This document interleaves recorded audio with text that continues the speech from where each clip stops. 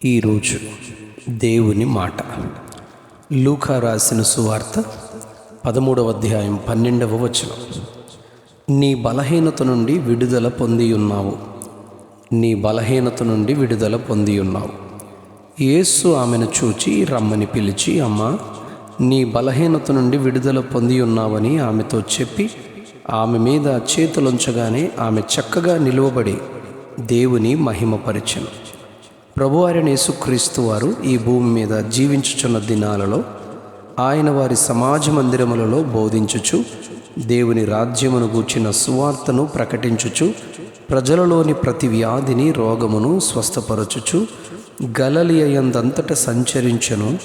నానా విధములైన రోగముల చేతను వేదనల చేతను పీడింపబడిన వ్యాధిగ్రస్తులందరినీ, దయ్యము పట్టిన వారిని, చాంద్ర రోగులను, పక్షవాయువు గల వారిని వారు ఆయన యొద్దకు తీసుకుని రాగా ఆయన వారిని స్వస్థపరిచెను అని మత్తయి సువార్త 4వ అధ్యాయం 23 నుంచి 25 వచనాల్లో మనం గమనిస్తాం. మార్కు సువార్త 1వ అధ్యాయం 21వ వచనంలో ఆయన కపెర్నహూములో విశ్రాంతి దినమున సమాజ మందిరములోనికి వెళ్ళి బోధించుచుండగా కొందరు ఆయన అధికారముతో బోధించుట చూచి వారు ఆశ్చర్యపడుచున్నారని చెప్పబడింది. వారి సమాజ మందిరములలో అపవిత్రాత్మ పట్టిన మనుషులలోనున్న అపవిత్రాత్మలను గద్దించి వారికి విడుదలనిచ్చినట్లు చెప్పబడింది. 1వ అధ్యాయం 34వ వచనంలో ఆయన నానావిధ రోగముల చేత పీడింపబడిన అనేకులను స్వస్థపరిచి అనేకమైన దయ్యములను వెళ్ళగొట్టినట్లు చెప్పబడింది.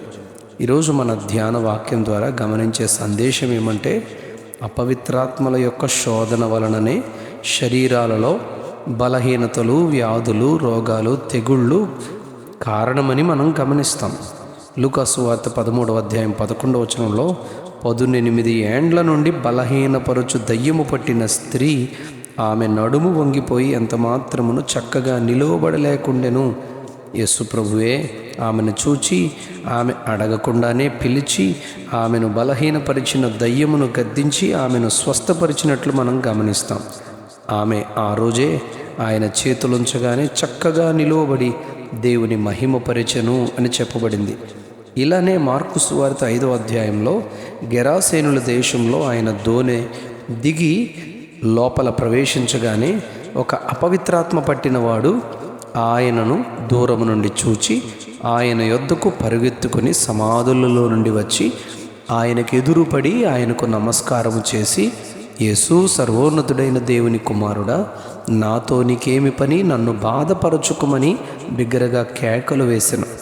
ఆ అపవిత్రాత్మ వానిని సమాజంలో ఉండనివ్వకుండా సమాధులలో నివసించేటట్లు చేసింది. వాని కుటుంబంతో సంతోషించినట్లు ఇక్కడ చెప్పబడలేదు. వానిని ఎవరూ సాధుపరచలేకపోయారని, సంకెళ్లతోనైనను ఎవడనూ వారిని బంధింపలేకపోయారని చెప్పబడింది. ఒకవేళ వారిని సంకెళ్లతో బంధించినా వాటిని తెంపి తుత్తనీయలుగా చేసేవాడని చెప్పబడింది. కానీ యేసు అపవిత్రాత్మతో వారిని విడిచి పొమ్మని చెప్పగా వాడు పందుల మందలోనికి అపవిత్రాత్మ వెళ్ళిపోవుదునని అనుమతి ఆయనను అడిగి విడిచి వెళ్ళిపోయాడు. 5వ అధ్యాయం 15వ వచనంలో వాడు బట్టలు కట్టుకుని ఆయన పాదముల యొద్ద స్వస్థచిత్తుడై కూర్చుండెనని చెప్పబడింది. ఇతడు చక్కగా కూర్చుండగలిగాడని మనం గమనించాం. లూకా సువార్తలోని ఆమె చక్కగా నిలువబడగలిగినది అని మనం గమనించాం.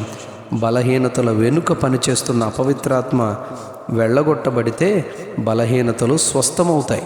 మార్కు సువార్త 9వ అధ్యాయం 25వ వచనంలో మూగదైన చెవిటి దయ్యము పట్టిన ఒక చిన్న కుమారునిని తన తండ్రి ప్రభువైన యేసునద్దకు తీసుకుని వచ్చి స్వస్థపరచుమని కోరగా ఆయన ఆ దయ్యమును గద్దించగానే ఆ చిన్నవాడు స్వస్థత పొంది మాటలాడగలిగి వినబడినట్లు చెప్పబడింది.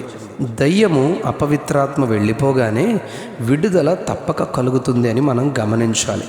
107వ కీర్తన 20వ వచనంలో ఆయన తన వాక్కును పంపి వారిని బాగు చేసెను అని చెప్పబడింది.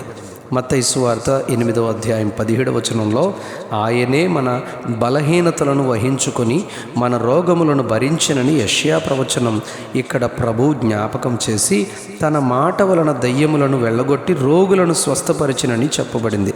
రోమపత్రిక 8వ అధ్యాయం 26వ వచనంలో ఆత్మ బలహీనతలను చూచి సహాయము చేయుచున్నాడు అని చెబుతారు. అవును అమ్మా, నీ బలహీనత నుండి విడుదల పొంది ఉన్నావని చెప్పి స్వస్థత మరియు అపవిత్రాత్మ నుండి విడిపించినట్లు మన ప్రతి బలహీనతల వెనుక ఉన్న సాతాను నుండి విడుదల పొంది స్వస్థత పొందుకుందుము గాక. Amen, amen, amen. నీ బలహీనత నుండి విడుదల పొంది ఉన్నావు అమ్మా, నీ బలహీనత నుండి నీవు విడుదల పొంది ఉన్నావు. ఆమెన్.